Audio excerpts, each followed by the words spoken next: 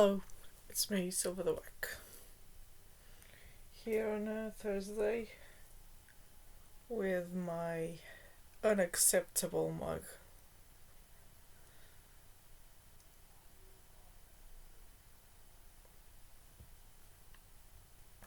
You know what else is unacceptable? The way that triggering voice always starts when I want to do anything. When I start speaking, he starts speaking as well, because it's just one of those people who loves the sound of his own voice. Uh, and I find that triggering.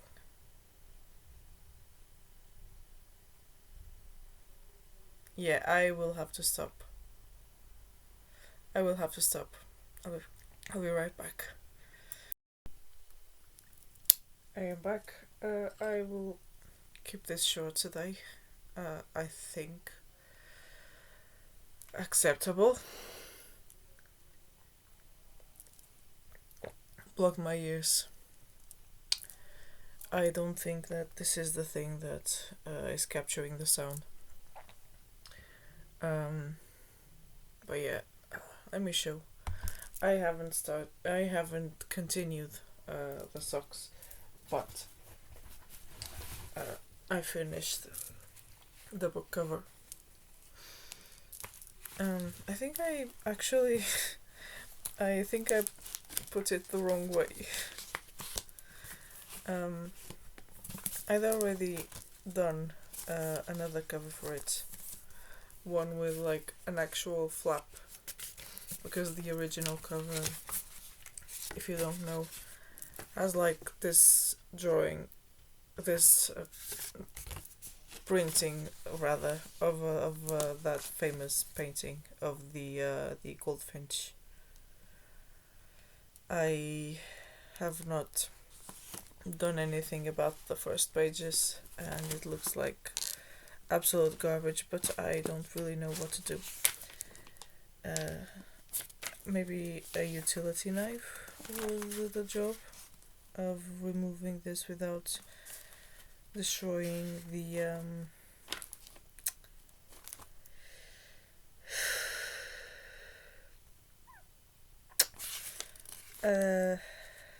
book.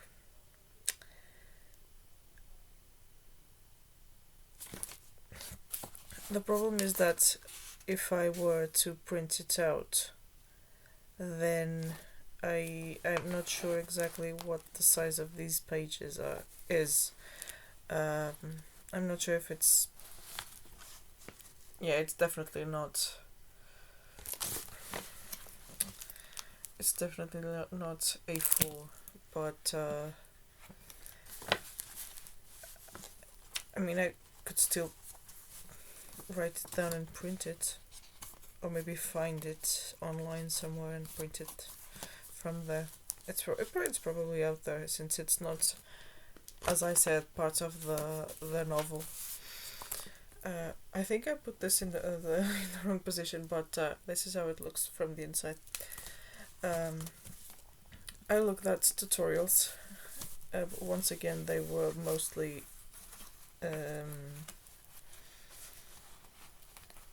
not what I wanted. And the one that I wanted, which was this one with the little flap and the strap that goes like this and makes the book cover thing be a bit more universal. Like, you could use it for different books, because most books are not much bigger than this. I will try it with another book right now, because why not? Since I don't really have much to say today, and I have not checked Tumblr. I am sorry about that. Oof.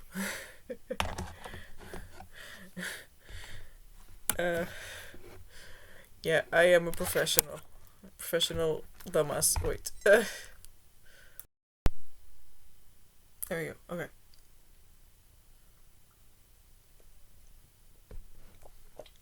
Um, check another book.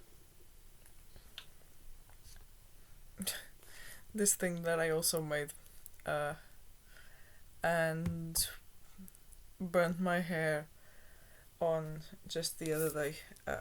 Oof, that's a big one. That's a big boy. Yeah, this one will not fit. Oof. Yeah, I take it back. Oh, or maybe not. Maybe not. Maybe not. Wait a second. The fabric is stretchy. The fabric is stretchy. So let's see. Let's see. No. Is the answer to that question. Absolutely not. Yeah. It. Unless I like purposely stretch it. Because it is stretchy. Like, it's stretchy, look. Now it's covering all of it. So, yeah, in a way it is universal. This is a translation of a Hari Kunzru book, The Blue Ruin.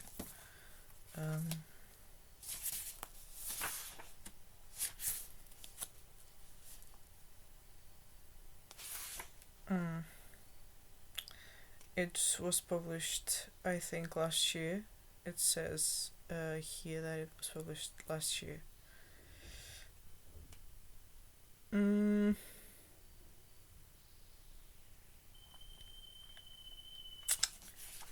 It doesn't seem to have won any awards, and but there's one review in the back that says an intelligent and provocative story about the dangers of heart making. Yeah. I picked up this book because I read the White Tears one, which I think is by the same person. let's check if it is, so that I don't sound like a fool. I mean, I already sound like a fool, but hold up. I am back. So yes, the White Tears book was also by Hari Kunzru. If I remember correctly, it was not told in the first person like this one. I will confess that I don't really. Pardon, good God. I'm not a fan of first person narration. On rare occasions, I'll read it and enjoy it. Like, for example, Catcher in the Rye. That's a classic. I don't think White Tears is in the first person. I don't remember. I read it in 2017, if I'm not mistaken. White. Oh gosh. White Tears. It has even less stars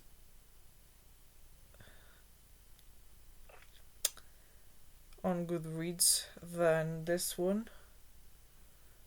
And this one has 3.8. White Tears has 3.7. I'm not sure exactly why. Yeah, White Tears is also in the first person. But it's different. It's different than this one.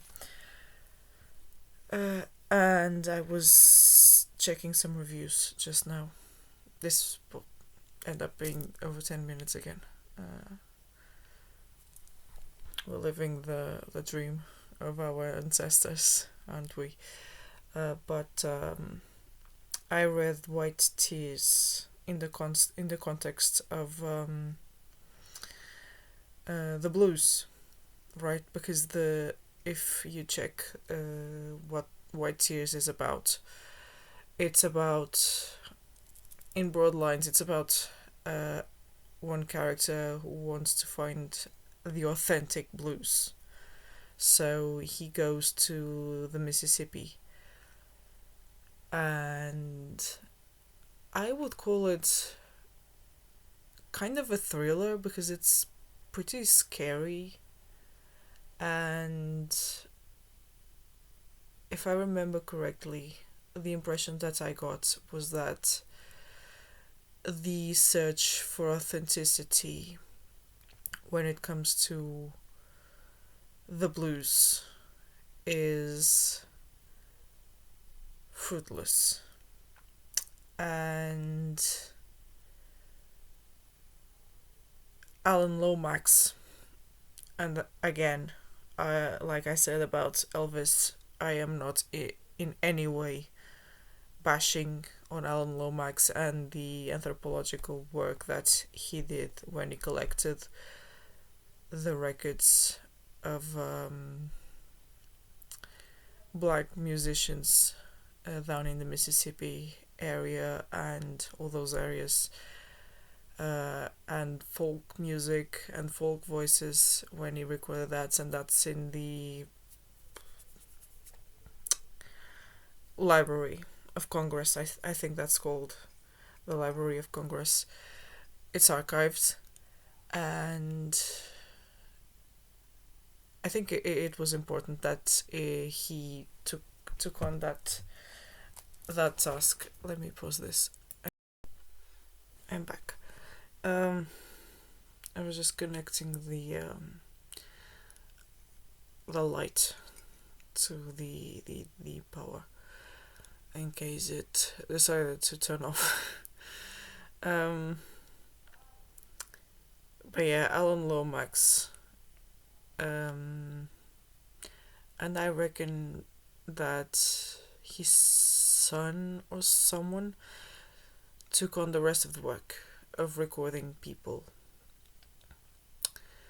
They didn't just collect old records that were in people's houses, under porches, things like that.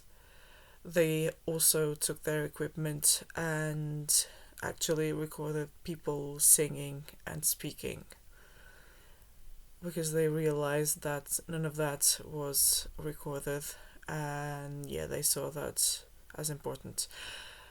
And I will reiterate that I am in no way bashing these people, because I wanted to do something similar for my PhD when I started out, but then I realized that I am too autistic to conduct that kind of work. So I didn't, unfortunately,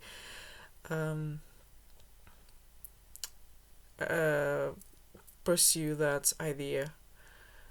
The idea of recording people telling stories, which was what I wanted. Telling stories, singing old songs that they might remember from their childhood, from other people singing to them, because those stories and music was used to teach history and life lessons and things about safety. And if you check like folk tales, even one as famous as Red Riding Hood, you'll see that even on a surface level, without any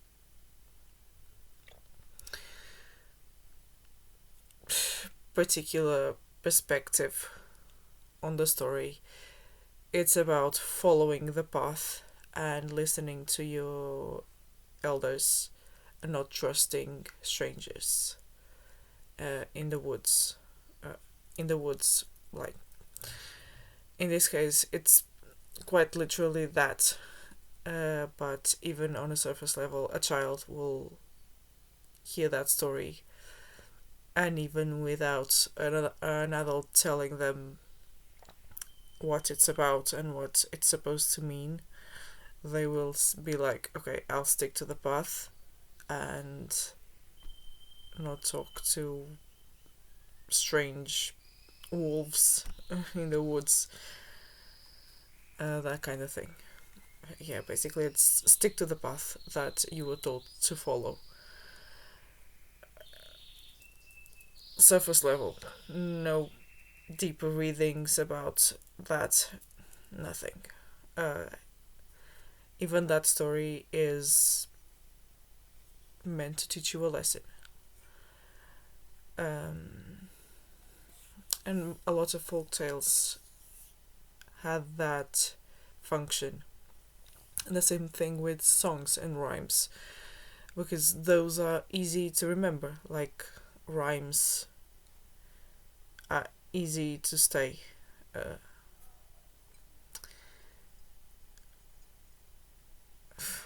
Golly, my maths have not quite hit yet, sorry. Um, Sorry about all the pauses and hums.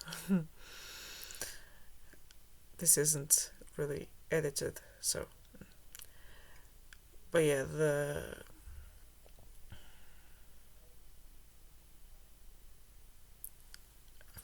me pause, let me try to remember. Yes, got it. Rhymes are easier to remember because of the sound. The sound at the end of each verse sticks to your ear, and that's easier to remember, right? So, before the days of writing, when knowledge and lessons were shared by the elders around the fireplace, and that's still my topic, but in a different way.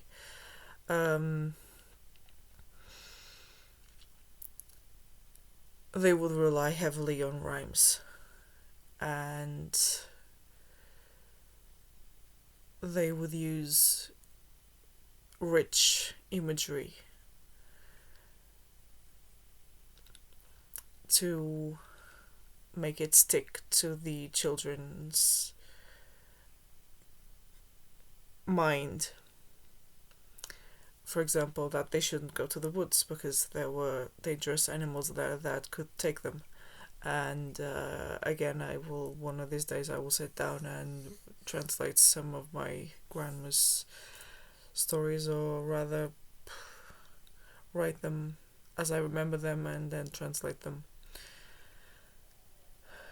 And then maybe share them here, since I won't be doing that for my PhD anymore. Yeah.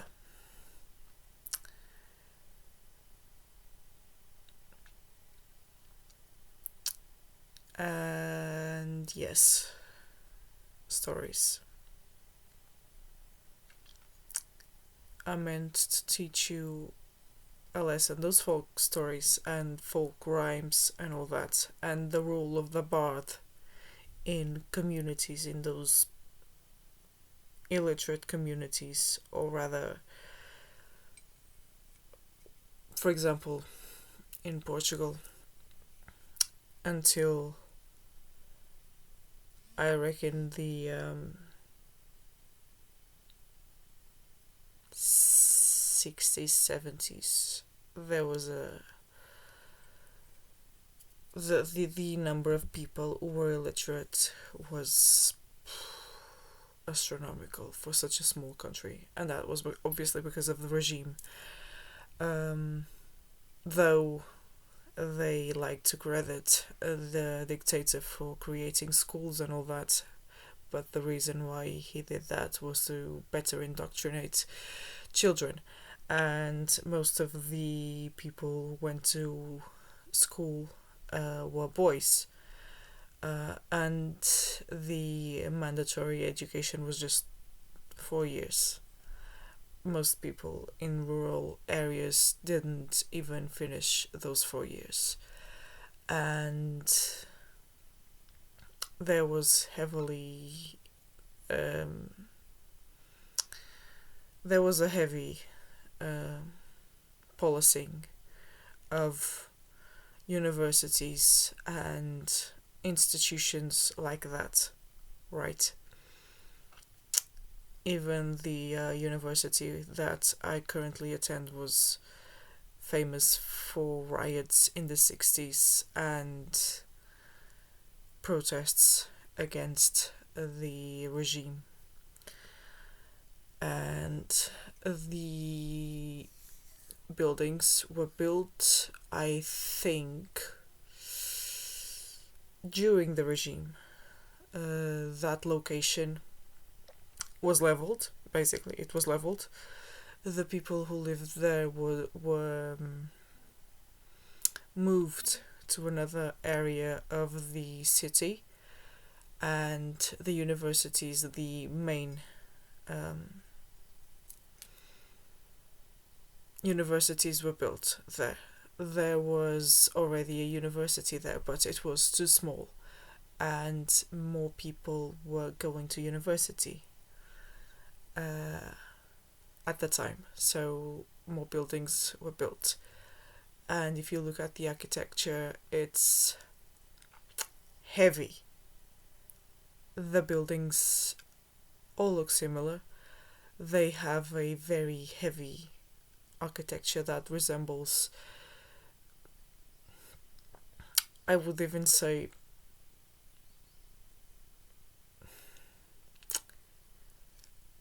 Greek, Roman, maybe, because they are cubes, and there are statues of philosophers and stuff scattered around. And then they built a statue of a king. I'm not sure if the statue that is in the old perimeter, the old university, which is currently the law school.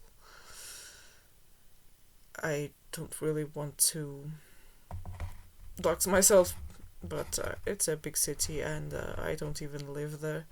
I live quite far from there. And I commute when I have to go there. I'm not sure if that statue was there before the regime.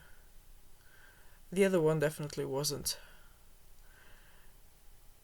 But it's the statue of a king. And it's there for some reason.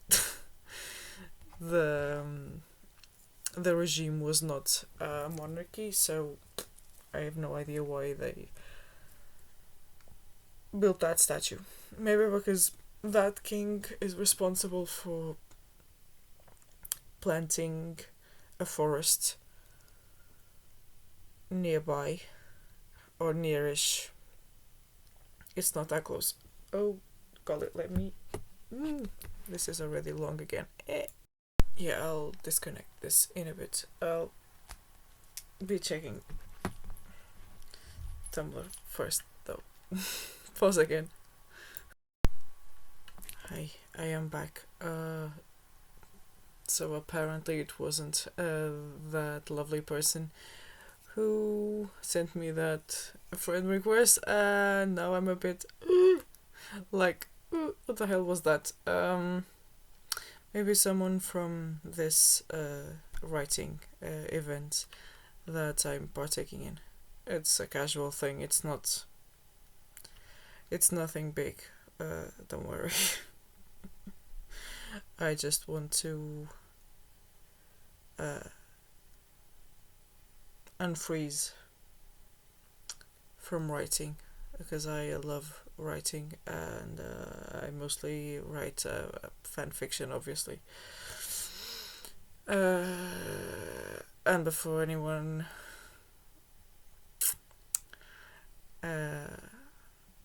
asks for anything, just ask and I'll write about it. I'll research it and I'll write about it. Oh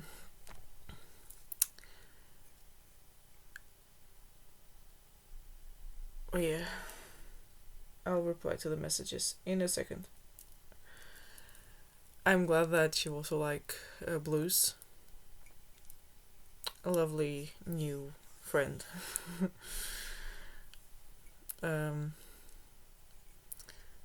My homie doesn't really like blues in that way. Maybe electric blues, but not classic blues. I knew this song. It's been a while since I listened to Gishi Wiley. This I love the raspy old records. And I also love Ma Rainey was queer, by the way, in case that's news. Yeah, she was queer.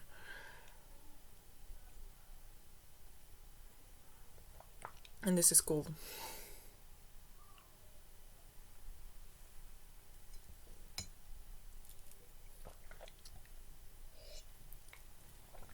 I talk for so long.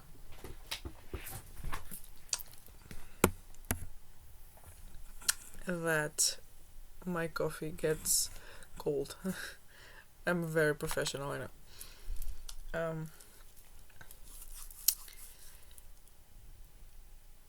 My favorite blues song from that era would be one by Ma Rainey.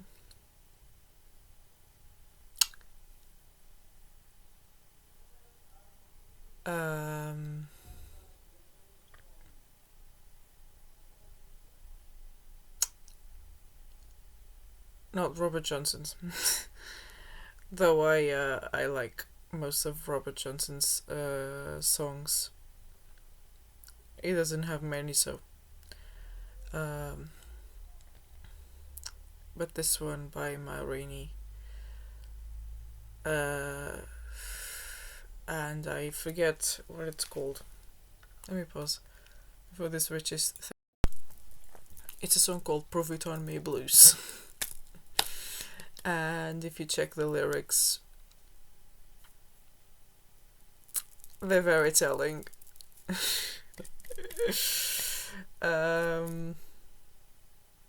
Yeah. Well, yeah, but I'm glad that we also agree on that. That music is about the mood. And I'm also glad that you agree that blues is the bedrock of most modern music. Like rhythm and blues, jazz, rock and roll, soul, and even rap. Because some blues was also a political, not as blatantly as rap, obviously, because the times were different and people could really do that. But as I said in my dissertation, the blues, the rap, is like the great grandchild of the blues. So yeah. And I'm also glad that you also collect cassette tapes. For me, it's kind of a collection, but also I use them. I use them sometimes when I commute. And yeah,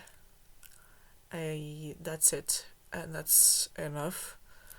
I want to keep this at the 30 minutes mark, but I'll be back, and that is a threat. Thank you for being here. Bye bye.